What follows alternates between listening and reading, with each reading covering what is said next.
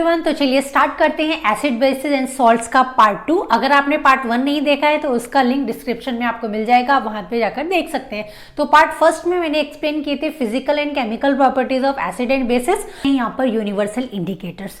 तो universal indicators exactly क्या है? अब जैसे कि ऑलरेडी हम प्रीवियसली पढ़ चुके हैं इंडिकेटर्स, टाइप ऑफ इंडिकेटर्स, जिसमें हमने देखा था natural indicators, synthetic indicators and olfactory indicators. तो उन इंडिकेटर्स की हेल्प से हम ये सिर्फ पता कर पा रहे थे कि आपके पास जो सॉल्यूशन है वो एसिडिक है या फिर बेसिक है on the basis of their colour. अगर कलर चेंज हो रहा है तो कलर चेंज होने के अकॉर्डिंग हम बता पा रहे थे वहां पर। जैसे कि हमने क्या देखा था, लिटमस पेपर। तो लिटमस पेपर क्या करेगा, अगर सॉल्यूशन एसिडिक है तो वो उसको चेंज करेगा ब्लू लिटमस पेपर को रेड में, अगर सॉल्यूशन बेसिक है तो वो चेंज करेगा रेड लिटमस पेपर को ब्लू में। तो वहां पर सिर्फ हम यही बता पा रहे थे कि सॉल्यूशन एसिड है या फिर बेसिक है। तो यहां पर अगर हमें ये पता करना है कि जो आपको जो एसिड दिया है या फिर बेस दिया है वो स्ट्रॉन्ग है, वीक है या फिर न्यूट्रल है, तो उसके लिए हमें यूनिवर्सल इंडिकेटर यूज करना पड़ता है। तो यूनिवर्सल इंडिकेटर एग्जैक्टली क्या है? It's a mixture of different indicators या फिर डाई। तो हम क्या करते हैं, वहां पर हमें डिफरेंट कलर्स हम ऑब्जर्व करेंगे on the basis of different solutions, और उन कलर्स की क्या होंगी, डिफरेंट पीएच वैल्यू होंगी, और वो पीएच वैल्यू हमें कैसे पता चलेंगी, with the help of pH scale. Okay, तो यूनिवर्सल इंडिकेटर्स जो है it's a mixture of thymol blue, methyl red, bromothymol blue और फिनोल्फ्थालीन। ये चार जो आपको डाइज दिख रही हैं इसका सॉल्यूशन है जिसको मिक्स करके यूनिवर्सल इंडिकेटर प्रिपेयर किया गया है। तो एग्जैक्टली यूनिवर्सल इंडिकेटर कैसे यूज करते हैं कि सपोज आपको सॉल्यूशन दिया हुआ है HCl का। ओके, अभी HCl के सॉल्यूशन में आप क्या करेंगे, यूनिवर्सल इंडिकेटर पेपर होता है, उसको आप क्या करेंगे, इसमें डिप करेंगे। तो जैसे ही आप इसमें डिप करेंगे तो आप क्या ऑब्जर्व करेंगे कि ये जो पेपर का जो कलर है वो चेंज हो गया रेड में। अब उसके बाद में जो चेंज आप देख रहे हैं उसको आप क्या करेंगे, मैच करेंगे विद पीएच कलर चार्ट। तो पीएच कलर चार्ट में क्या है, डिफरेंट पीएच वैल्यू रेंज रहती हैं 0 से लेके 14 तक, और वहां पर उस रेंज के अकॉर्डिंग यहाँ पर आपको डिफरेंट कलर्स दिखते हैं। जैसे कि आप यहाँ पे देख रहे होंगे 0 पे डार्क रेड होता है, 1 पे लाइट रेड। तो कलर्स जो है धीरे धीरे फेंट हो जाते हैं। 7 अगर होगा तो वहां पे न्यूट्रल होगा, और अगर एकदम बेसिक स्ट्रॉन्ग बेस है या फिर स्ट्रॉन्ग अल्कलाइन सॉल्यूशन है तो वहां पर आप क्या ऑब्जर्व करेंगे, वॉयलेट कलर ऑब्जर्व करेंगे। तो अब आप अगर यूनिवर्सल इंडिकेटर पेपर को अगर आप इसमें मैच करते हैं पीएच कलर चार्ट में, तो आप क्या देखेंगे कि यहाँ पर जो रेड कलर है वो आपको कौन सी पीएच वैल्यू पे दिख रहा है, 0। तो इससे हमें क्या पता चलता है कि हम ये बता सकते हैं कि जो आपके पास जो सॉल्यूशन है वो क्या है, एक तो उसका पीएच 0 है। अगर पीएच 0 है तो हम वहां पे बोल सकते हैं वो एक स्ट्रॉन्ग एसिड है। Okay, in the same way अगर आप वाटर लेते हैं तो वाटर में अगर आप डिप करेंगे यूनिवर्सल इंडिकेटर पेपर को तो वहां पर आप ग्रीन कलर ऑब्जर्व करेंगे। ठीक है, तो इसका मतलब आप वहां पे बोल सकते हैं कि वाटर जो है वो क्या है, न्यूट्रल है। इन द सेम वे अगर कोई बेस है तो बेस में आप क्या देखेंगे कि जो पेपर है वो वॉयलेट कलर में चेंज होगा, तो वहां पे हम बता सकते हैं वो एक स्ट्रॉन्ग बेस है। तो यूनिवर्सल इंडिकेटर की हेल्प से हम बता सकते हैं कि हमारे पास जो एसिड्स हैं वो स्ट्रॉन्ग है, वीक है या फिर वो न्यूट्रल्स हैं। ओके, सो आपको यहाँ पे क्या ध्यान में रखना, अभी आप कलर्स कैसे याद रखेंगे, अब जैसे हम रेनबो के कलर्स कैसे विबग्योर के फॉर्म में याद रखते हैं, तो इसी तरह से आप यहाँ पे भी इसको याद रख सकते हैं कि जो 14 है, ठीक है, जो स्ट्रॉन्ग बेस है वहां पे वॉयलेट कलर रहता है। फिर यहाँ पे 7 में आप देखेंगे ग्रीन कलर ऑब्जर्व करेंगे, और धीरे धीरे आप क्या देखेंगे कि जहाँ पे रेड कलर आप ऑब्जर्व करेंगे। ठीक है, तो ये सब आपने पढ़ लिया यूनिवर्सल इंडिकेटर्स के बारे में। इससे पहले जैसे मैंने आपको एक्सप्लेन किया था यूनिवर्सल इंडिकेटर, तो यूनिवर्सल इंडिकेटर्स में हम क्या यूज कर रहे थे, पीएच स्केल। तो नाउ हम देखते हैं कि एग्जैक्टली पीएच स्केल क्या होता है। तो पीएच स्केल में आपको पीएच में आपको हमेशा ध्यान में रखना है कि पी जो है वो स्मॉल होगा और एच जो है वो कैपिटल होता है। तो यहाँ पर ये जो पी है तो ये एक जर्मन वर्ड है जिसका जो है पोटेंस, तो इसका मतलब क्या होता है, पावर। ओके, और यहाँ पे एच जो है वो रिप्रेजेंट करता है हाइड्रोजन आयन कंसंट्रेशन। तो एग्जैक्टली पीएच हमें क्या बताता है, सो पीएच से हमें पता चलता है power of hydrogen ion concentration. पूछा जाता है कि पीएच स्केल जो है वो किसने डिस्कवर किया है, तो पीएच स्केल जो है that was given by Sorensen, ये आपको ध्यान में रखना है। ओके, तो यहाँ पर अगर हम देखें तो पीएच स्केल, यहाँ पर आप ये देखिए ये पीएच स्केल है, तो पीएच स्केल में यहाँ पर जो है ये इसकी जो वैल्यूज रहती है वो आपको ध्यान में रखना है, वो होती है 0 to 14, ठीक है, इसमें कंफ्यूज नहीं होना है। 0 से स्टार्ट होता है, ठीक है, तो 0 से स्टार्ट होता है 7, बीच में 7 है, तो 7 जो है यहाँ पर ये न्यूट्रल है। अगर 7 pH है तो इसका मतलब जो सॉल्यूशन है वो न्यूट्रल होगा। अगर 14 pH है तो इसका मतलब क्या है कि वहां पर बेसिक नेचर सबसे ज्यादा होगा, और अगर pH 0 है तो वहां पर हम बोल सकते हैं जो सॉल्यूशन है वो एसिडिक नेचर का होगा। ओके, तो अब यहाँ पर एग्जैक्टली आपको क्या ध्यान में रखना है कि जब हम यहाँ पर बोलते हैं कि इंक्रीजिंग एसिडिक नेचर, तो एसिडिक नेचर इंक्रीज हो रहा है, इसका मतलब क्या हो रहा है। अब जैसे कि मैंने आपको बताया था कि जो स्ट्रॉन्ग एसिड्स होते हैं, तो स्ट्रॉन्ग एसिड्स को अगर आप पानी में डिसॉल्व करेंगे तो वो क्या होगा, मोर number of ions, H+ ions जो है वो रिलीज करते हैं। तो जितने ज्यादा H+ आयंस रिलीज करेंगे इसका मतलब हम बोल सकते हैं कि वो उतना स्ट्रॉन्ग एसिड है। तो यहाँ पर देखिए, तो एसिडिक नेचर जितना ज्यादा होगा इसका मतलब वहां पर H+ आयंस का जो कंसंट्रेशन है वो बहुत ज्यादा होगा। ओके, तो इंक्रीजिंग बेसिक नेचर मतलब क्या है, increasing hydroxyl ion concentration. Hydroxyl ion का कंसंट्रेशन अगर बढ़ रहा है तो जो H+ आयन है उसका कंसंट्रेशन क्या हो रहा होगा, कम हो रहा होगा, ये आपको ध्यान में रखना है। तो यहाँ पे देखिए, तो ये आपको फॉर्मूला ध्यान में रखना है कि एसिडिक कैरेक्टर्स जो हैं वो क्या होते हैं, इनवर्सली प्रोपोर्शनल होते हैं पीएच स्केल के, ठीक है। तो इसका मतलब क्या है कि जितनी पीएच स्केल में वैल्यू कम होगी उतना ज्यादा कोई भी जो आपके पास सॉल्यूशन है वो एसिडिक होगा। तो यहाँ पर आपको ध्यान में रखना है कि अगर पीएच की वैल्यू जो है इक्वल टू 7 है तो इसका मतलब हम बोल सकते हैं कि वो न्यूट्रल सॉल्यूशन होगा।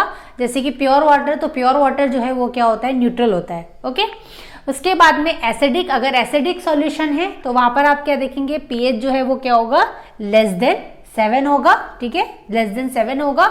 और अगर कोई बेसिक सॉल्यूशन है तो वहां पर आप देखेंगे पीएच जो है that will be more than 7। तो मैंने आपको एक्सप्लेन कर दिया पीएच स्केल क्या होता है, यूनिवर्सल इंडिकेटर्स क्या होता है। Now the next is importance of pH in everyday life. तो यहाँ पर आपको ध्यान में रखना है कि जो पीएच है उसका बहुत इंपॉर्टेंस है in our day to day life. अगर हम यहाँ पे एक एक करके समझेंगे कैसे, तो सबसे पहले देखते हैं pH in our digestive system. तो जो हमारा स्टमक है, तो स्टमक में क्या होते हैं, कुछ गैस्ट्रिक जूसेस होते हैं। तो वो गैस्ट्रिक जूसेस क्या होते हैं, एक तो वाटर होगा, हाइड्रोक्लोरिक एसिड रहता है, और तीसरे जो है कुछ एंजाइम्स रहते हैं।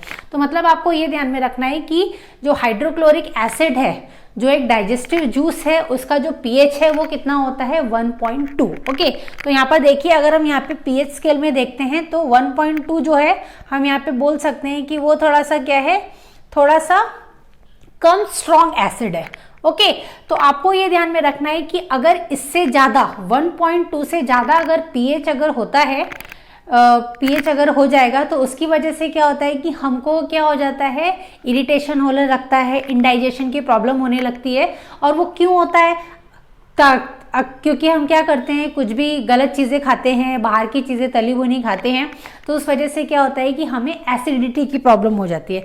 तो जब एसिडिटी की प्रॉब्लम हो जाती है तो उसके लिए, उससे हम परेशान हो जाते हैं। अब एसिडिटी की प्रॉब्लम को हम क्योर करने के लिए क्या करते हैं, एंटा एसिड्स लेते हैं। ओके, तो एंटा एसिड्स क्या करते हैं, जो एक्सेस एसिड है हमारी बॉडी में उसको वो न्यूट्रलाइज कर देते हैं। क्योंकि हम यहाँ पे बोल सकते हैं कि जो एंटा एसिड्स होते हैं उनका जो नेचर है वो क्या होते हैं, माइल्ड बेसिस होते हैं। अब जैसे हम यहाँ पे एग्जांपल है एंटा एसिड्स का, तो मैग्नीशियम हाइड्रोक्साइड, तो मैग्नीशियम हाइड्रोक्साइड जो है उसको मिल्क ऑफ मैग्नीशिया भी बोला जाता है। दूसरा जो है सोडियम हाइड्रोजन कार्बोनेट, जिसको हम नॉर्मली कॉमनली जानते हैं in the name of baking soda. तो ये क्या है, ये माइल्ड बेस है जो हम एंटा एसिड के तौर पे लेते हैं। तो ये बेसिस क्या करते हैं, जो एक्सेस जो एसिड है हमारी बॉडी में उसको वो न्यूट्रलाइज कर देते हैं, जिससे हमारी जो प्रॉब्लम है एसिडिटी की वो क्योर हो जाती है। तो इस तरह से हम यहाँ पे बोल सकते हैं कि जो पीएच है उसका बहुत इंपॉर्टेंट रोल है इन अवर डाइजेस्टिव सिस्टम। तो pH change as the cause of tooth decay. तो जैसे कि क्या है कि हम बहुत सी मीठी चीजें खाते हैं और मीठी चीजें खाने के बाद में हम क्या करते हैं कि उसको ब्रश वगैरह नहीं करते, वजह से क्या होता है कि जो भी मीठा हमारे माउथ में रह जाता है तो बैक्टीरिया जो होते हैं, बैक्टीरिया जो है उन मीठी चीज़ों को किस में कन्वर्ट कर देते हैं, एसिड में कन्वर्ट कर देते हैं। तो जिसकी वजह से क्या है कि हमारे माउथ में जो नॉर्मली जो पीएच जो होना चाहिए वो कितना होना चाहिए, 5.5 होना चाहिए। बट जब वो एक्सेस में एसिड जब क्रिएट होता है, एसिड जब प्रोड्यूस होता है, तो एसिड क्या करता है, उसकी वजह से जो है पीएच जो है हमारा वो क्या हो जाता है 5.5 से भी नीचे हो जाता है, तो मतलब वो ज़्यादा एसिडिक हो जाता है। तो ज़्यादा एसिडिक होने की वजह से क्या है, अब जैसे कि आपको पता है कि हमारे जो टूथ एनिमल है वो सबसे हार्डेस्ट सब्सटेंस होता है और वो किसका बना होता है, कैल्शियम फॉस्फेट का बना होता है, ठीक है। बट हमारे माउथ में इतना एसिडिक कैरेक्टर इंक्रीज हो जाता है कि जिसकी वजह से वो टीथ एनिमल को भी क्या कर देता है, कोरोड कर देता है, डिग्रेडेड कर देता है। तो हमें हमेशा ध्यान में रखना है कि जब भी हम कुछ मीठा खाते हैं तो मीठे खाने के बाद में हमें क्या ब्रश कर लेना है, जिससे हमारी माउथ में जो पीएच है वो मेंटेन रहेगा और इस तरह से हम अपने टूथ डिके को क्या कर सकते हैं, प्रिवेंट कर सकते हैं। अब हम क्या करते हैं, ब्रश पेस्ट टूथपेस्ट यूज करते हैं, तो टूथपेस्ट क्या होता है, वो माइल्ड बेस होता है। तो माइल्ड बेस होने की वजह से जो भी एसिड हमारे माउथ में जो प्रोड्यूस हुआ है तो वो उसको क्या कर देता है, न्यूट्रलाइज कर देता है, तो जिसकी वजह से हम टूथ डिके को प्रिवेंट कर सकते हैं। तो इसीलिए बोला जाता है कि हमको सुबह और शाम 2 बार क्या करना चाहिए, ब्रश करना चाहिए, जिससे हम क्या कर सकते हैं, अपने दांतों को सुरक्षित रख सकते हैं। Now the next is what are the effect of pH on plant and animals. अब जैसे कि हमने क्या देखा, स्टमक का किस तरह से इफेक्ट होता है, उसके स्टमक पे किस तरह से इफेक्ट होता है पीएच का। फिर हमने क्या देखा कि किस तरह से हमारे जो टूथ डिके हो जाता है पीएच की वजह से। Now the next is plants and animals. तो ये प्लांट्स एंड एनिमल्स जो हैं ये भी बहुत सेंसिटिव होते हैं पीएच को लेके। ओके, तो सबसे पहले कि जैसे कि हम सॉइल में बात करें तो सॉइल में जो है नॉर्मली जो पीएच है वो कितना होना चाहिए, 7, क्लोज टू 7 होना चाहिए। तो क्लोज टू 7 अगर पीएच है तो उसमें क्या होता है कि प्लांट की जो ग्रोथ है वो प्रॉपर हो पाती है, ठीक है। तो कभी कभी क्या होता है कि जो सॉइल है वो बहुत ज़्यादा एसिडिक हो जाती है, बहुत ज़्यादा एसिडिक हो जाती है, मतलब उसका पीएच जो है वो 4 बिलो 4 हो जाता है। तो बहुत ज़्यादा एसिडिक हो गई तो उस समय क्या करते हैं कि जो फार्मर्स होते हैं वो क्या करते हैं, वहाँ पे क्विकलाइम यूज करेंगे जिसको हम कैल्शियम ऑक्साइड बोलते हैं, या तो स्लेक्लाइम कैल्शियम हाइड्रोक्साइड, या फिर चॉक कैल्शियम कार्बोनेट। तो इनका नेचर क्या होता है, ये थोड़े से बेसिक होते हैं। तो बेसिक होने की वजह से क्या करते हैं कि जब हम इनको फील्ड्स में डालते हैं तो ये क्या करते हैं, तो ज़्यादा जो एसिड है उसको ये न्यूट्रलाइज कर देते हैं ठीक है। तो जिसकी वजह से सॉइल की जो एसिडिटी है वो मेंटेन हो जाती है। उसके बाद वह नेक्स्ट है, अगर सॉइल जो है बहुत बेसिक हो जाता है तो बेसिक होने के बाद में हम वहाँ पर, बेसिक मतलब क्या है कि उसका पीएच जो है 8.3 तक चला जाता है, तो मतलब बहुत ज़्यादा बेसिक हो गया है। तो वहाँ पर अगर हमें क्या करना है, इसको प्रिवेंट करना है, तो वहाँ पे जो है फार्मर्स जो हैं वो ऐड करते हैं सॉइल से मैन्योर और कंपोस्ट, जो क्या होता है थोड़ा सा एसिडिक होता है। तो वो एसिडिक होता है, तो जब ये मैन्योर और कंपोस्ट को हम फील्ड्स में डालते हैं तो ये क्या करता है, जो ज़्यादा बेस है उसको न्यूट्रलाइज कर देता है। न्यूट्रलाइज करने के बाद वहाँ पे उसको जो बेसिसिटी है, एसिडिटी है, उसको पूरा मेंटेन कर देता है, तो जिसकी वजह से प्लांट्स जो हैं वो प्रॉपर ग्रो करते हैं। तो इसीलिए next is pH change and survival of animals. तो पीएच अगर चेंज होता है तो वहाँ पर एनिमल्स के जो सर्वाइवल्स हैं वो कैसे डिफिकल्ट हो जाते हैं वो हम यहाँ पे देखेंगे। तो नाउ द नेक्स्ट इज, तो हमें ध्यान में रखना है कि जितने भी एनिमल्स हैं इंक्लूडिंग ह्यूमन बींग, तो सर्वाइव करते हैं on the pH between 7 to 7.8। इतना पीएच में जो है ह्यूमन बींग्स या फिर एनिमल्स जो है वो सर्वाइव कर लेते हैं, ठीक है। तो कभी कभी क्या होता है, आपने देखा होगा कि जो एटमॉस्फेयर है, एटमॉस्फेयर में स्टॉर्म है, डस्ट है, इम्प्यूरिटीज है, तो ये सब मिलके जब रेन्स के साथ में जमीन पर आती है तो वो in the form of acid rains आती है। तो एसिड रेन हम उस समय क्यों बोलते हैं, क्योंकि वहां पर जो पीएच है, रेन वाटर का जो पीएच है वो क्या हो जाता है, बिलो 5.6 हो जाता है। और यही रेन वाटर जो है वो मिक्स हो जाता है रिवर्स के साथ में, ओशंस के साथ में, तो जिसकी वजह से क्या होता है कि रिवर्स का जो वाटर है वो भी बहुत एसिडिक हो जाता है। वो इतना एसिडिक हो जाता है कि वहां पर जो फिश है, जो एक्वेटिक एनिमल्स हैं, वो सर्वाइव नहीं कर पाती। तो हमको अगर इस एसिडिक वाटर को, एसिडिक लेक को क्या करना है, अगर प्रिवेंट करना है तो वहां पर हमें क्या करना पड़ता है, ऐड करना पड़ता है कैल्शियम कार्बोनेट। तो कैल्शियम कार्बोनेट जो है वहां पे एज अ बेस की तरह काम करता है। तो जो एक्सेस में जो एसिड है वो उसको क्या करता है, न्यूट्रलाइज कर देता है, और जिसकी वजह से वहां पर जो एक्वेटिक एनिमल्स हैं वो सरवाइव कर पाते हैं। ओके, उसके बाद में नेक्स्ट है, कुछ प्लांट्स और एनिमल्स ऐसे होते हैं जो अपने सेल्फ डिफेंस के लिए क्या करते हैं कि केमिकल्स इंजेक्ट करते हैं। तो यहाँ पर हमें देखना है एनिमल्स और प्लांट्स में। तो सबसे पहले अगर हम यहाँ पे एनिमल्स की बात करें तो यहाँ पे हो गया हनी बी है, तो वो क्या करती है, एसिडिक लिक्विड। तो एसिडिक लिक्विड करने की वजह से क्या होता है, आपको बहुत इरिटेशंस होता है, ओके, रेडनेस हो जाती है। तो वहां पर वो एग्जैक्टली क्या इंजेक्ट करती है, एसिड इंजेक्ट करती है। अब उस एसिड को हमें क्या करना है, न्यूट्रलाइज करना है, प्रिवेंट करना है। तो वहां पर हम क्या यूज करते हैं, बेकिंग सोडा। तो बेकिंग सोडा क्या है, वो बेस है। तो आपको क्या करना है, उस बेकिंग सोडा को उस जगह पे रब कर देना है, तो जिसकी वजह से जो एसिड एक्सेस में जो एसिड है वो क्या हो जाएगा, न्यूट्रलाइज हो जाएगा, और आपको जो पेन हो रहा है, जो इरिटेशन हो रहा है, वो कम हो जाएगा। उसी तरह से नेक्स्ट है यहाँ पे प्लांट्स की बात करें तो जिस तरह से एनिमल्स है तो प्लांट भी कुछ कम नहीं। तो यहाँ पे कुछ प्लांट्स ऐसे हैं जैसे कि हम यहाँ पे देखते हैं नेटल लीव्स। तो नेटल लीव्स जो हैं इन पे क्या होते हैं, स्ट्रिंग्स हेयर्स रहते हैं। तो जिसकी वजह से क्या है, अगर आप इस प्लांट्स को टच जैसे ही आप करते हैं तो वो क्या करता है, वो इंजेक्ट करता है मिथनोइक एसिड्स। तो वहां पे भी उसकी वजह से क्या होता है, बर्निंग सेंसेशन होता है, इरिटेशन होता है, रेडनेस होती है। तो अब यहाँ पर भी अब एसिड उन्होंने इंजेक्ट किया है, तो अब हमें क्या करना है, इसको प्रिवेंट करना है। तो उसकी वजह से हम क्या करते हैं, सेम बेकिंग सोडा जो एज अ बेस है उसको आप लेंगे और थोड़ा सा रब करेंगे, जिसकी वजह से आपको जो पेन है, इरिटेशन है, वो वहां पर कम हो जाएगा। तो इस तरह से हमने यहाँ पे देखा कि पीएच की जो चेंज है, पीएच का जो रेंज है वो कितना इंपॉर्टेंट है प्लांट्स के लिए भी, एनिमल्स के लिए और ह्यूमन बींग्स के लिए। तो यहाँ पे हमने कवर कर लिया यूनिवर्सल इंडिकेटर, पीएच स्केल क्या होता है, and what are the importance of pH scale on everyday life. Okay, thank you for watching my video.